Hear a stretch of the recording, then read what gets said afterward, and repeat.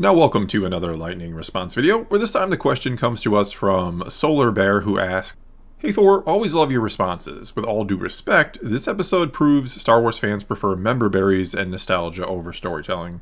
This episode was almost 50 minutes and nothing really happened to move the story forward, and we still haven't seen Thrawn." Okay, so yeah, if we're just talking the overarching story for the series itself, I'd agree with you that not a whole lot really happens, that we didn't really get much progress on that.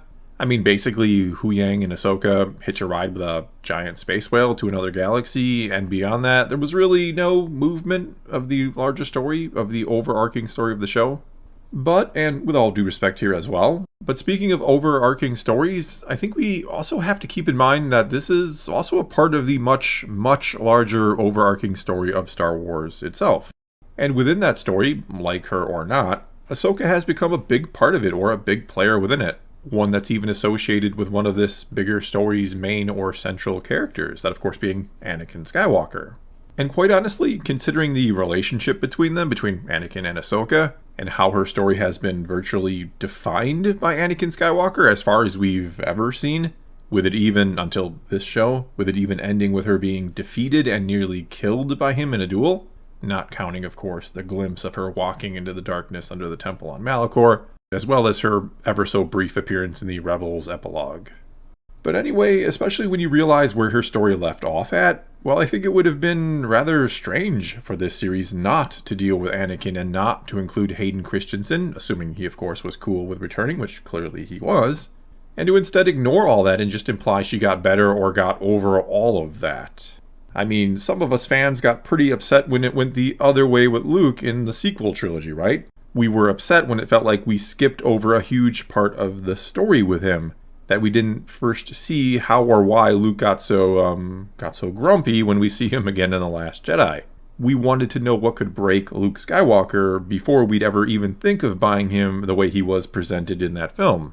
And I think many of us would have wanted to know, had Ahsoka been presented as her happy former self from the start of the show, we'd want to know what exactly had healed her. Did just hearing from Luke that Anakin turned back to the light at the end, was that enough? Was that all it took to resolve all that inner turmoil for her? And if you want to say it was, and it did, if it was really somehow that simple, I still think that's something you want to show the audience, show the fans of the character, you want to show them that happening. And so along with this, I really think why Dave Filoni undid or redid Ahsoka the White, or retconned it out of Rebels and saved it now for this show instead, I think he realized he was skipping over a very important transition for the character, and that exploring it was needed to complete the character and for the fans to accept her getting over something as impactful to her as the fall of her master. That it would have been cheap or way too easy just to say or imply, oh yeah, she heard from Luke that Anakin, he came back to the light and he killed Palps in the end, and now she's fine with the whole thing. There's no longer an ounce of guilt or blame or lingering doubts about anything that happened or anything she could have done to stop him from falling to the dark side, becoming Vader, and killing countless innocent people, especially considering she walked away from him shortly before it happened, and had she been there, who knows? And thus, when you realize the importance of Anakin to her story, and for this story, or for this show, to finally resolve it before moving on to other things for the character, I think you could argue it's wrong to say that Star Wars fans only care about member berries and nostalgia and not story, when what this episode did was not only a huge moment for the bigger story of Star Wars, but it was a transition and almost rebirth for a beloved character. It is a profoundly important moment for both the titular character of the show to finally have dealt with all this, as well as for Star Wars itself when you really think about it. In other words, and yeah, I do get where you're coming from with your comment, don't get me wrong, I'm not saying no one out there was just giddy to see Anakin for the sake of seeing Anakin, but I think it's a bit unfair to say it's only seeing him, or even primarily seeing him for a lot of fans, probably most fans, that makes them happy, when, as we've seen with other legacy characters, again, Luke for example, that no, we weren't just happy seeing him, were we? In fact, some of us got quite upset with the way he was used there, meaning when it comes to using these beloved characters of old, there is another bigger, more important component here that outweighs just seeing them again and clapping with excitement like trained seals, that the story that includes them has to be worthy of them and their legacy. They have to be good and make sense, or we are going to throw those member berries right back in their face. Plus, I just don't know that bringing Hayden back twice now is somehow overusing the character, as some are claiming, especially when you consider one of the main things I think a lot of fans wanted to see in the sequel trilogy was indeed the Force ghost of Anakin Skywalker, played by none other than Hayden Christensen. That one of the biggest mistakes those films made, and that's really saying something, but one of the biggest ones was not using him at all, other than his voice at the bitter end of The Rise of Skywalker, along with all the other Jedi. And though, yeah, I think most of us wanted to see Anakin interact with Luke, and probably still do, I think Dave Filoni is giving us the next best thing. He's giving us him and Ahsoka, which in many ways you could almost argue makes even more sense since she spent a hell of a lot more time with Anakin than Luke ever did, even though, as I talked about in my review, I do think the lesson he teaches her could have been made just a bit clearer. Though what was very clear by the way she was at the end of the episode was that it was a liberating experience and that she's out from under the shadow of Darth Vader finally. That she is smiling and hopeful again. That she's going to be more like the Ahsoka of old, and that's been earned through the story rather than something implied or that we're meant to infer based off, like I was saying, no doubt having a chat with Luke, which we've seen the two together now in the Book of Boba Fett. That they had this chat with Luke and that somehow just wrapped up everything.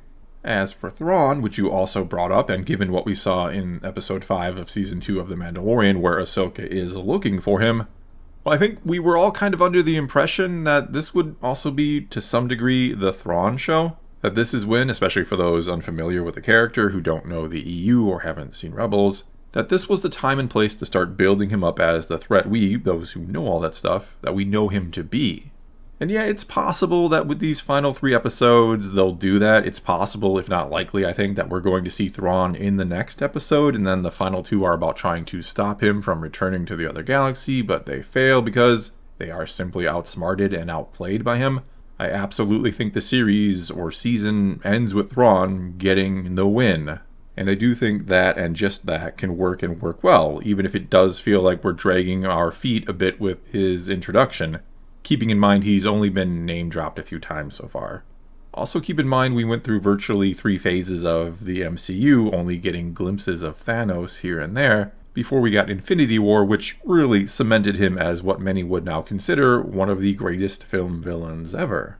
And though I don't think we have time for the full Infinity War treatment with these last 3 episodes of the Ahsoka series, I do think it'll be the start of it. Like I was just saying, I think he easily thwarts our hero's attempts to stop him and he returns to the other galaxy. And then in some other series, who knows which one, maybe season 2 of Ahsoka, he will get another win after another win and will be set up as this brilliant military mind we all know from the books. I think this is also another reason why we get this very, in the end at least, we get this very sort of happy episode and win or transition for the character of Ahsoka. Because from here on out in the show, other than finding Ezra and who knows what kind of condition he will be in, but I think this is not going to be anything remotely like a happy ending overall. I think not only does Thrawn get the win, but he could be bringing a weapon or an army or something else back with him. I think there's a reason why it's a giant ring. I think he's bringing something back with him and the odds of our heroes winning gets even worse. I think, or hope, fingers crossed, that when we do finally get Thrawn, it'll be worth the wait. Well, that's all I've got for you this time. Now it's your turn to tell me what you think about this one. Was the return of Hayden Christensen as Anakin Skywalker nothing more than member berries, nostalgia, and fan service? Or was he almost a necessary part of the story of Ahsoka Tano in this series? Or you could, of course, ask a question for a future lightning response video. Just start your comment off with "Hey Thor." Whatever you do, though, leave a comment below. Let's talk some Star Wars. And until next time, thanks for watching.